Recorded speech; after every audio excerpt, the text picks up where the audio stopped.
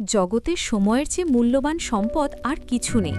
কারণ টাকা হারালে আবার ফিরে পাওয়া যায়, কিন্তু হারানোর সময় আর কখনো ফিরে আসে না। মানুষ নিজের জীবন আসলে সময় দিয়েই তৈরি করে।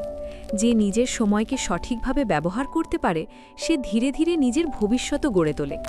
কিন্তু যখন মানুষ সময়কে অবহেলা করতে শুরু করে, তখনই জীবনে বিশৃঙ্খলা বাড়তে থাকে।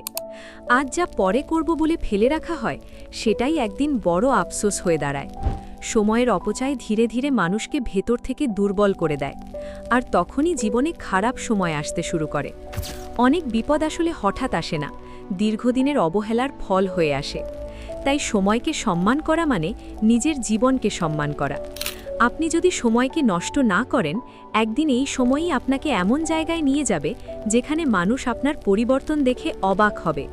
কারণ মানুষের ভালো সময় হঠাৎ আসে না, সেটা তৈরি হয় সময়ের সঠিক ব্যবহারের মাধ্যমে।